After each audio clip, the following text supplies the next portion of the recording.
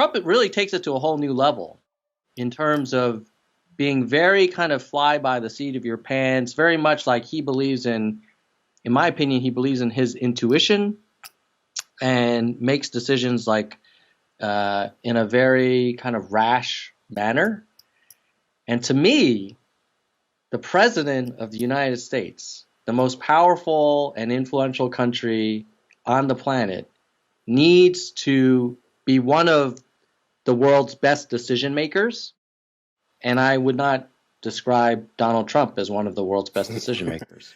He's really good at telling a story, at stimulating people's like kind of animal instincts. So like I give him credit. I mean, he is a little bit like, you know, Barnum and Bailey, like kind of P.T. Barnum kind of vibe to him.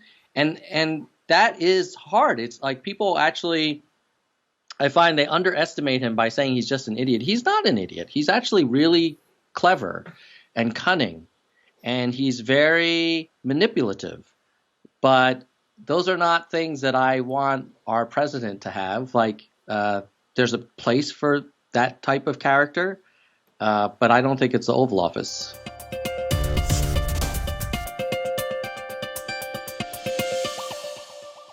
Tom makes some very valid points and in many ways has correctly assessed President Trump's character. Without a doubt, describing the president as a modern-day P.T. Barnum has a ring of truth to it.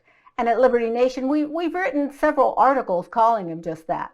However, within Trump's propensity for showmanship lies a plethora of positive leadership skills. For instance, presidential historian Doris Kearns Goodwin puts two at the top of her list that apply to the president. Number one, a fierce ambition, and number two, a deep-seated resilience that enables a president to surmount uncommon adversity. Like him or not, it would be difficult to argue that Trump does not come to the table with this skill set. And ushistory.gov offers a few more qualities that successful presidents have that fit like a glove on Mr. Trump's hand. Number one, a strong vision for the country's future. Number two, courage to make unpopular decisions. And number three, wait for it, crisis management skills.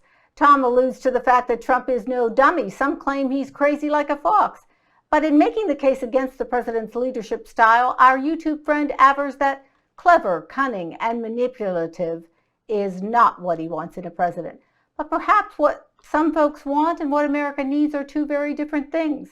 When dealing with governments like the People's Republic of China, for example, it seems that clever, cunning, and manipulative could just be the ticket.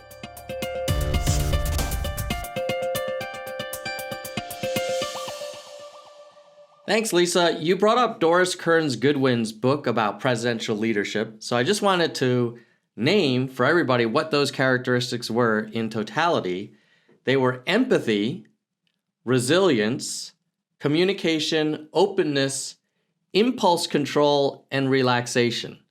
Now, Donald Trump doesn't get an F across the board. Certainly, he has moments of resilience. Obviously, he's run for president. He made it. He's still in the White House, despite a lot of challenges. He can communicate well on Twitter or at rallies, or if he's reading off a teleprompter, he can be particularly clear and serious. And when it comes to relaxation, certainly he spends a lot of time playing golf.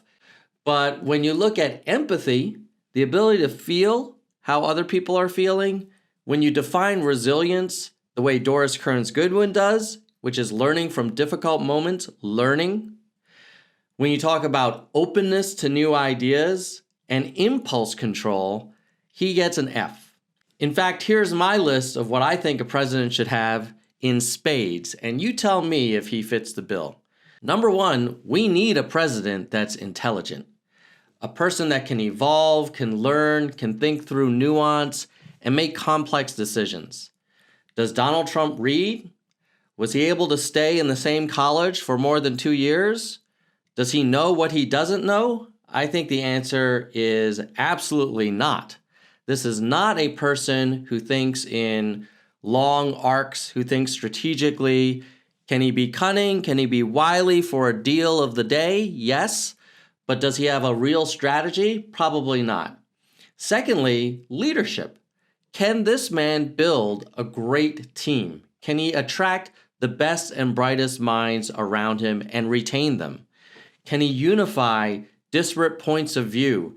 Can he bring the country together? Does he have a clear vision, but also a strategy to get us there? MAGA is a great slogan. It has a lot of emotion to it. It makes you feel optimistic. But how do we get there? What's the strategy? What's the plan? What are the metrics? The strategy that I heard was building a wall and make Mexico pay for it. Wall not built, Mexico not paid. Cutting regulation, well, he did that. I don't see any big results from Middle America. Giving tax breaks to corporations and the rich, again, is this giving the American renaissance that we were promised? Or did the rich just get richer, the big corporations got bigger, and everybody else got left behind?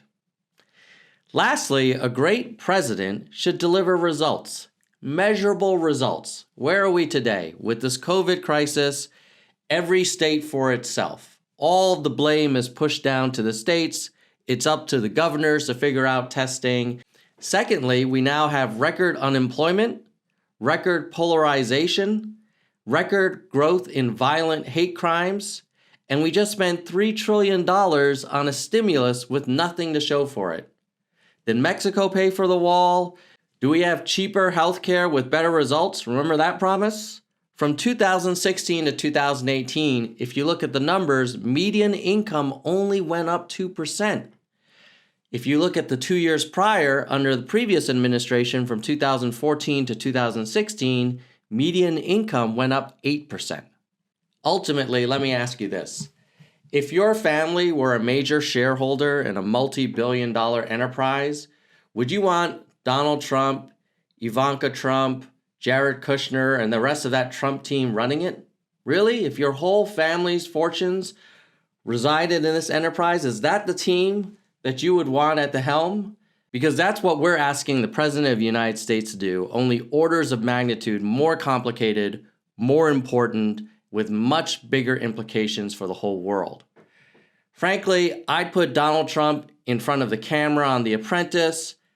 I might have him fire up a stadium of fans, but let's leave the Oval Office to cooler heads, better teams, and leadership where character matters, and our leaders put their country first.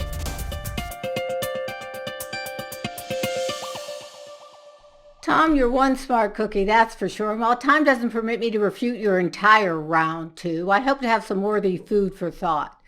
Let's begin with a few of the leadership characteristics you outlined by Doris Kearns Goodwin.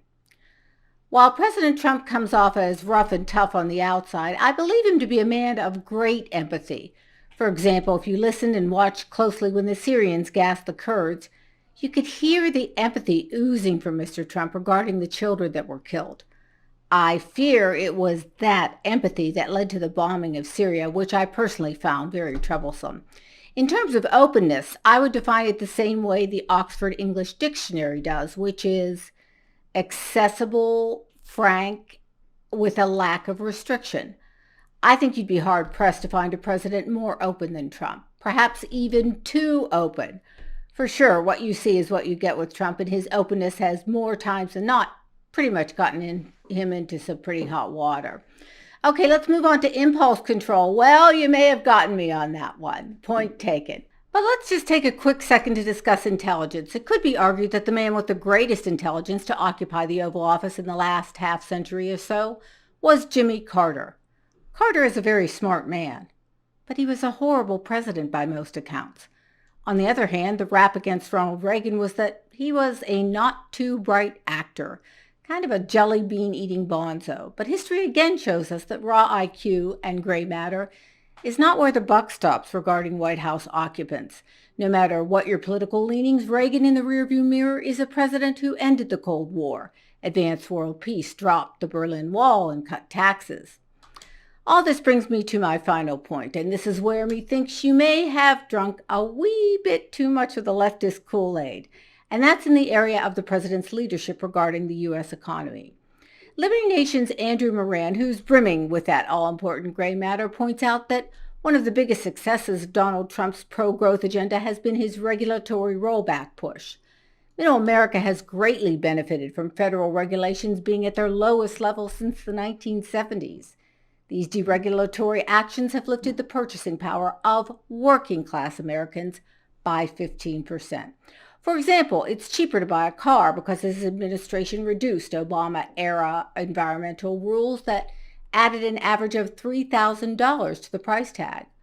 Or another example, American families have saved billions in energy costs.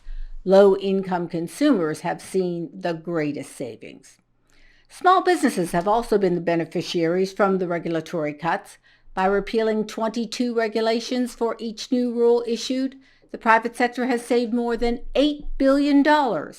Washington has also slashed nearly 500 regulations to fight the coronavirus pandemic.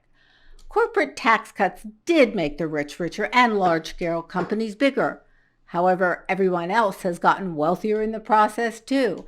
Kind of like JFK said, a rising tide lifts all boats. Real median household income topped $65,000 by July 2019. That is a 6.8% gain since President Trump took office.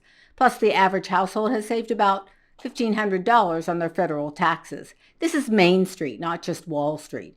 The tax cuts allowed the corporations to invest in their workforce by raising their starting wages, offering bonuses, expanding their benefit programs, parental leave, tuition assistance, even transgender surgery, and improving office conditions. Okay, it's true that unemployment is now at record levels, but to blame it on the administration is disingenuous. Nobody anticipated the day Trump was inaugurated that a virus outbreak originating in China would shut down international commerce. As well, before COVID-19 shut down the country, the U.S. was at near full employment across the board. Listen, this has been way too much fun, and I think our country would be better off if more folks engaged in this type of discourse rather than slinging invectives. You've been a challenging opponent to spar with, and I hope that someday we can continue our discussion over a glass of bubbly, maybe the good stuff from a Trump vineyard.